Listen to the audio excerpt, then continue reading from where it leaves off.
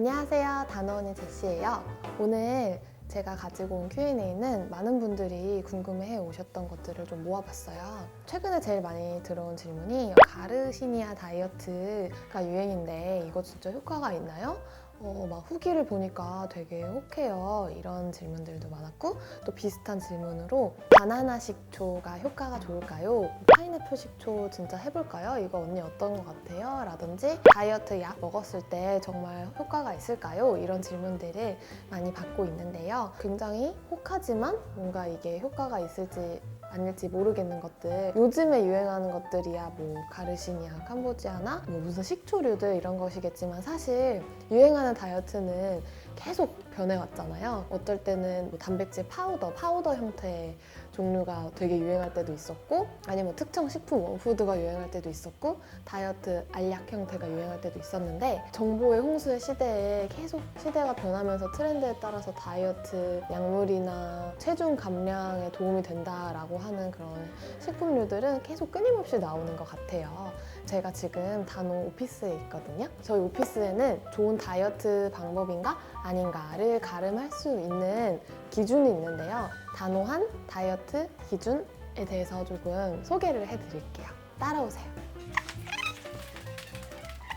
여기 보시면 다놀로지 건강한 다이어트를 판가름하는 단호한 사고 기준에 대해서 소개를 해드릴게요. 여러분이 앞으로 살면서 만나게 될 다양한 다이어트 방법들이 있을 텐데, 그 방법들이 이 다놀로지 기준에 맞는지를 한번 점검해 보시는 체크리스트로서 활용을 하시면 나에게 맞는 건강하고 알맞는 다이어트 방법을 찾으실 수가 있을 거예요. 첫 번째, 신뢰성. 믿을 수 있는 정보 또는 제품인가? 지금 이 정보가, 이 다이어트 방법이 믿을 수 있는 정보인지를 따져보셔야 돼요. 만약에 예를 들어서 이 정보나 방법이 특정 회사나 특정 제품을 광고하기 위해서 나온 정보라고 한다면 더 알아봐야겠죠. 왜냐면 어떤 상업성, 수익성을 목표로 만들어진 정보이기 때문에. 그리고 가장 이 신뢰성에서 헷갈려하는 부분들이 누군가의 후기예요. 이제 인터넷에서 이거를 먹고 이렇게 많이 빠졌어요 라고 하는 후기를 보고 그럼 나도 사야지 라고 생각하게 되는 경우가 있는데, 그게 바로 우리가 그 후기를 완전히 신뢰하기 때문이거든요. 근데 그 후기가 정말 내 친구나 아니면 우리 엄마, 내가 정말 믿을 수 있는 사람이 아니라 그냥 인터넷에서 떠도는 후기라면 조금 더 알아보고, 이 후기가 정말 상업적으로 쓰여진 후기인지 아닌지 그런 것도 따져봐야 될 거고요. 이 신뢰성에 대한 가장 좋은 예로는 덴마크 다이어트가 있어요. 덴마크 다이어트를 하면은 이렇게 많이 빠진다라는 이야기를 듣고 무분별하게 덴마크 다이어트를 시도해 본 경우가 저도 있고 많은 분들이 있으실 텐데요. 그 정보의 출처, 그 다이어트가 어디서 생겼는지를 알아보면은 덴마크 병원에서 환자들을 보양하기 위한 식단으로 나왔다라고 하는데, 실제로 덴마크의 어느 병원에서도 덴마크 다이어트를 만들고 환자들한테 사용했던 적이 없대요. 그 다이어트 방법을 만들어낸 박사도 실제로 존재하지 않는 인물이고요. 그런 식으로 우리가 지금까지 알고 있고 지금까지 믿어온 정보들의 출처를 한 번만 더, 이게 진짜 사실일까? 왜 그렇게 되는 거지? 왜 이게 무슨 과학적인 근거로 이게 되는 걸까? 라는 거를 한번 생각해 보시면 좋겠어요. 두 번째, 현실성. 실천 가능한 상황인가? 예를 들어서 나랑 진짜 친한 친구가 있는데, 그 친구가 닭가슴살 샐러드랑 토마토랑 고구마만 먹고 살을 뺐어요. 한 3개월을 하니까 진짜 살이 많이 빠진 거예요. 이거는 믿을 수는 있는 정보잖아요.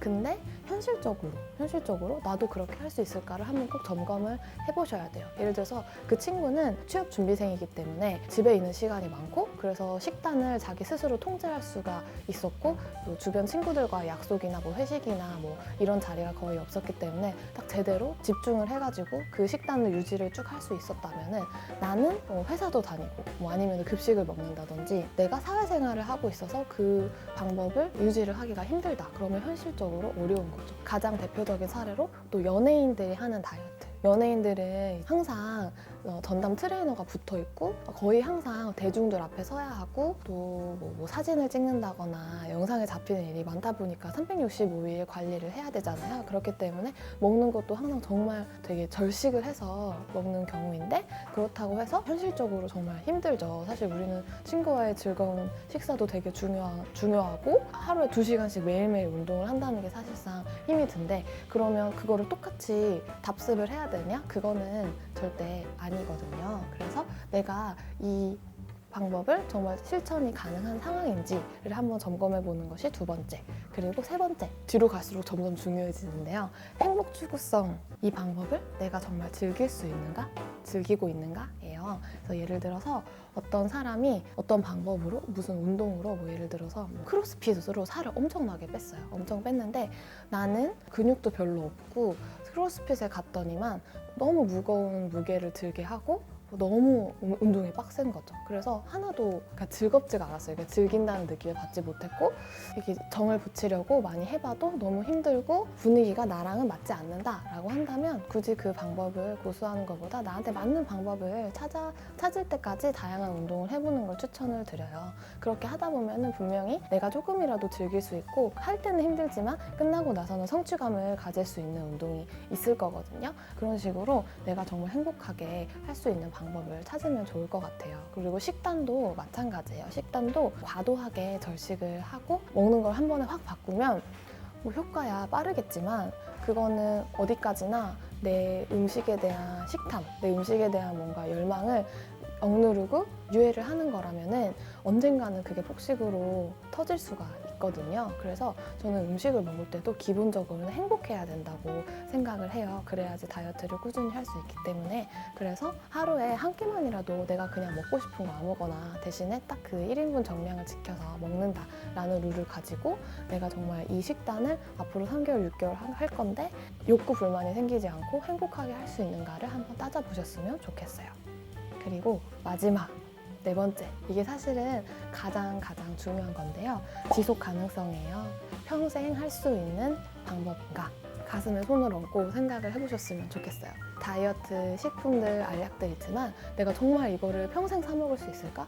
평생 내가 마시는 것을 다 포기하면서 이것들을 먹을 수 있을까라고 생각을 했을 때 차라리 내가 입맛을 바꿔서 식습관을 바꿔서 그냥 평생 그 바뀐 식습관대로 적정히 먹고 그리고 맛있는 음식도 조금씩 즐겨주면서 하는 게 건강한 다이어트, 정신적으로도 그리고 신체적으로도 건강한 다이어트가 아닐까 하는 생각이 들어요. 그래서 만약에 요즘에 유행하는 특정 다이어트 방법들 때문에 귀가 팔랑팔랑 거리고 진짜 지갑을 열까 말까 하고 계신다면 이 4가지 단호한 다이어트 기준을 다시 한번 생각해 보면서 정말 이 4가지를 다 할 수 있을 것 같아 라고 생각하시면 하시고 아니면 안 하시면 됩니다.